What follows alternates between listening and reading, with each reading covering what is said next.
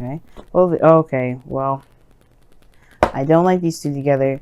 You know, Aries just got this combination, and these two can indicate a codependent relationship. Now, I have a feeling that a lot of you guys are really looking at how to be more selfish in your life because you're tired of giving yourself up to people. And always trying to be available to others, and they're not being available for you because your underlying energy is the Five of Cups. Underneath that, you have the King of Cups. Yeah, you give a lot of love, Taurus. You really do. And you have a lot of love and help, and you know, you do a lot of things for people. That's just kind of the things you guys do. When you're in love, when you're and you're friends with people, you guys end up giving a lot of yourselves. But it's like, who has been giving back? Who you kind of, it's like y'all whipping out receipts on folks. That's what it looks like. You're whipping out receipts. Like the Five of Swords is like, okay, yeah. So how much have I done for you? the Empress and the Devil are like, yeah, okay, so yeah, I've been busting my ass, making sure that you're cool. What about me? Right? And I get that because the situation is like, you're not in a very stable place either. I feel like that you want to get to a very stable place, or you want to get to a place where, you know, you're in a higher place of commitment. You're working very hard to get there, but you're trying to figure out whether or not it's worth it or not if you have to constantly take care of somebody. Because in the past here, you have the Hanged Man. This is talking about a place of limbo and stagnancy where you're kind of having to look within yourself to kind of figure out a situation or figure out some answers. The Hangman also talks about gee whiz. It also talks about needing to kind of see something from a different angle. Like you've probably gotten something already, but you need to see it from a different angle. Just kind of get a better idea of what was going on. But you have that. And I feel like that sets you free. That surrendering to that perspective has set you free in a way. And I think it does open you up to new possibilities, open you up to a higher sense of commitment here, which is really nice. I like that. The Fool in the present. With the Empress, though, that means you possibly are taking a lot more care of yourself, though, because the Five of Swords and the Fool can also indicate talking about taking care of yourself.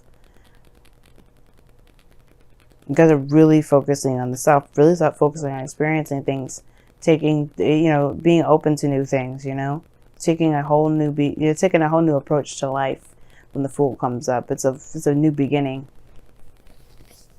But then you have the Two of Swords in your future, which is really interesting to me since you guys already went through a situation where you had to surrender to its perspective. So now you guys are looking at your future, where you guys see your future as the Two of Swords. It's where you guys are feeling like you guys are stuck, or, you know, not necessarily stuck, but you feel like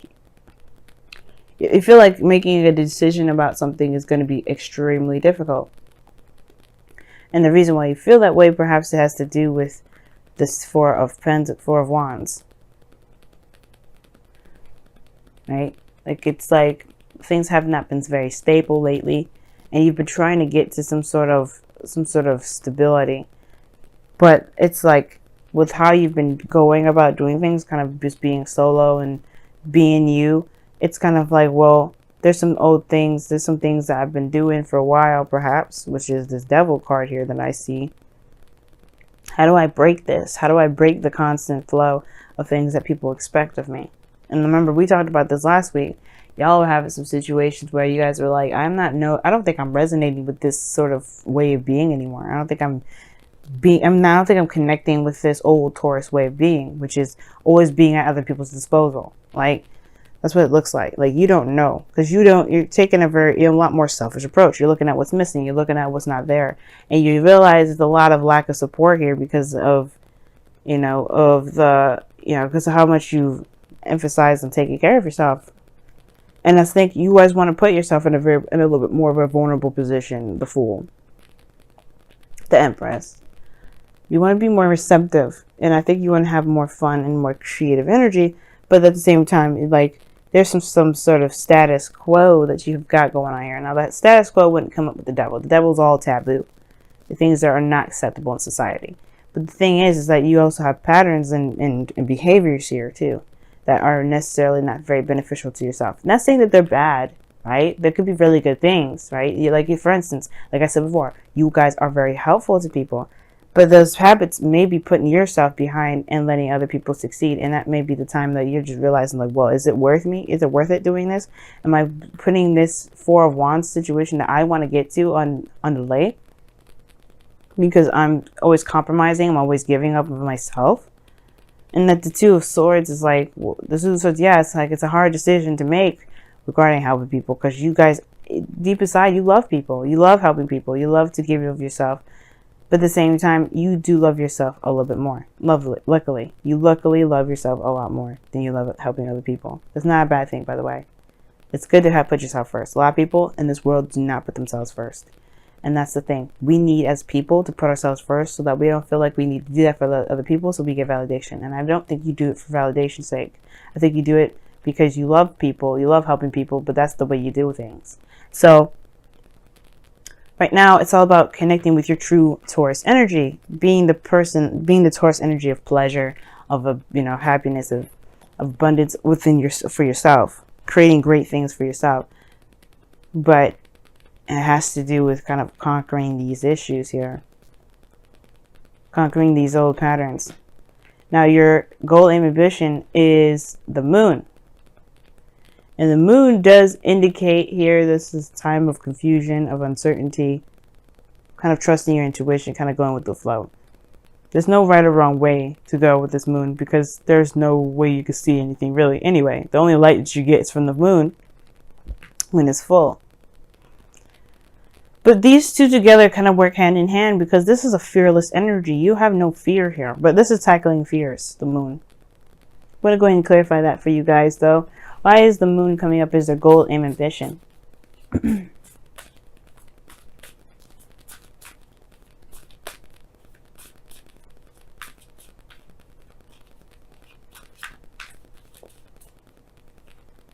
Okay, like I was saying, these two go hand in hand. You got the Fool to come up with it. Wow. Okay, I swear I shouldn't be so surprised every time I pull a tarot card and they kind of go and like pretty much confirm what I just say. But it's always nice. I don't know, but the moon and the moon and the Fool is conquering your fear. It's being fearless right now. Being fearless to go ahead and say, you know what, I'm gonna do this for me. I'm not doing this for anybody else. I'm doing this for me. You're gonna put yourself first, Taurus. Like that's the hard part, right? The Two of Swords is just saying, you know what? I have to do this. I have to put myself first. Let me see why you guys have the Two of Swords in your future, though. I already know why, but I just want to know what they come out with. Why is the Two of Swords in Taurus's future?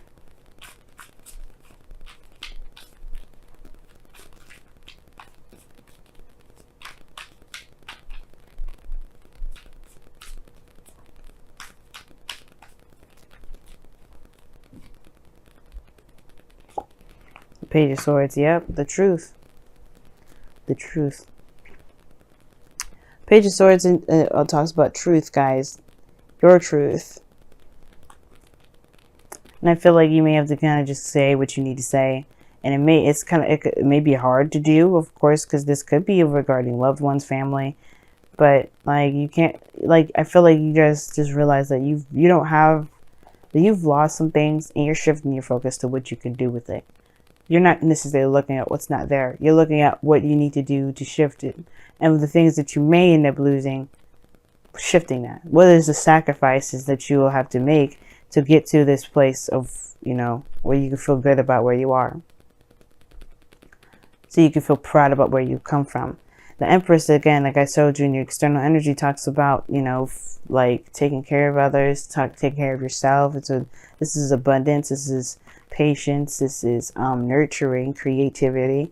Like I think you're creating something new, and you're creating it with an open mind and open heart. And you're going into it with an open mind. Like most importantly, like biggest thing open is your heart at the moment. Like you guys are really going into something new, and you're trying to start something new, but you don't really want that baggage with you. Like you have a small bag here that's around over your shoulder. You're not trying to carry the whole world with you. You're just trying to carry your belongings. You're not trying to take anybody necessarily with you. If they want to come, they can come with you, but they have to handle their own business.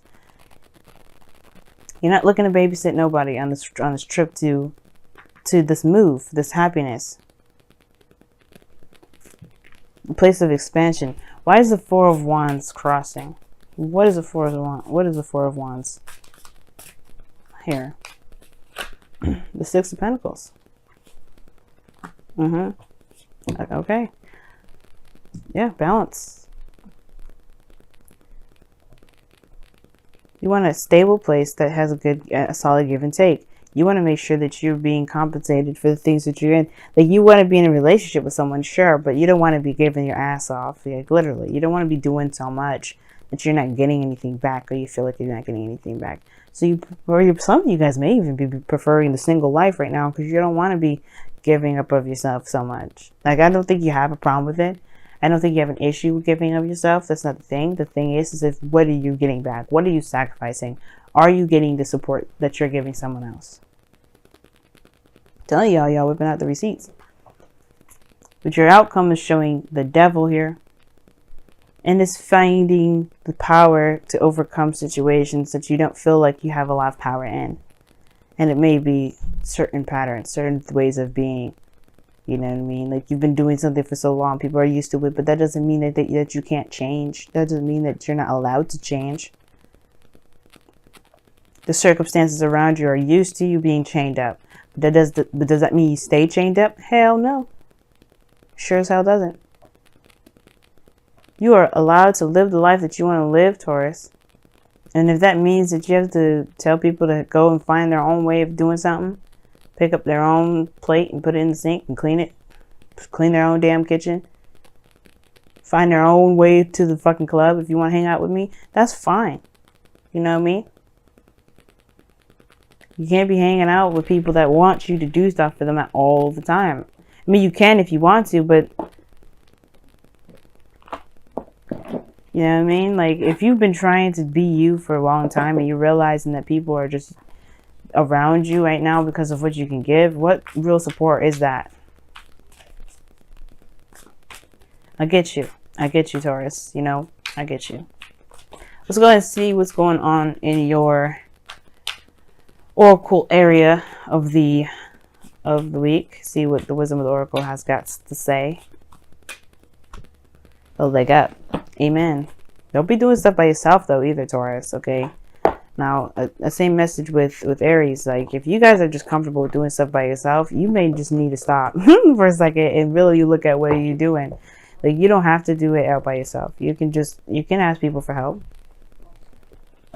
I get that you've been helping other people out, and it's kind of like, you know, it's something that you like to do. But as a fixed sign, you know, like, you got a lot on your plate too. You're aware of a lot more responsibilities, a lot more of a structure thing than other signs. That's not a bad thing. But seriously, if you do need some help in your life, as much as love as you've been giving out to people, let them give us back to you. You know what I mean? I always say I don't usually tell people what to do. I've been telling people what to do a lot lately. And please forgive me for that, because I don't want to be the boss of your life, and I really want you guys to be more proud and more comfortable making decisions on your own. But seriously, a leg up is saying, like, stop helping people if they don't want to help you. Stop, you know, rejecting help because you think you can do it yourself. You can do it yourself. Nobody's saying you can't. When people offer their hand to you, it's totally not to say that you're incapable of doing it on your own. And I get the pride of wanting to do it by yourself, but should you do it by yourself? The Empress is pregnant. Do you think she should be gardening, lifting weights and shit? Hell no. She's probably still going to do it, but do you think she should be doing that? Think of yourself as a pregnant woman. Even if you're a man, think of yourself as a pregnant woman. Would you do things that you probably shouldn't do as a pregnant woman because you can do it? Probably not. And it's not because you're weak and you're vulnerable or anything like that. It's none of that. It's just that it just doesn't make sense sometimes. Love yourself. Treat yourself the way you want to be treated. And if you need help, then you have to be open to help. You don't have to go and get to this Four of Wands alone. You can receive love and support just as much as you always give it. You always give support and stability, guys. You always do. Let someone else do that for you. Don't feel like you have to do it by yourself. Don't feel like you always have to give people help. You know what I mean? Because you guys deserve to be given help too. And that's why one of those things too is with the moon and the fool. It's like being vulnerable and putting yourself out there and being fearless. And being yourself, being you. Part of that is allowing people to help you out. And then consider your foundation from the whispers of love comes up here. The caption says, you are being asked to look at how committed you are to love. How committed are you to yourself? That's what that means. When you love, when they ask, are you committed to love? It means, are you committed to yourself? Because you can say you're committed to your mom, you can commit to your family, your kids, your father. You know, you can say you're committed to everybody, but that doesn't mean that if you say you're not committed to yourself, that's a really big piece of the puzzle missing. How do you love others without loving yourself? So when you consider your foundation, you consider who you are. You consider yourself. You consider the love in your heart. If you love yourself, and you always consider yourself, you will never feel like you're always having to. You won't feel like you're left out.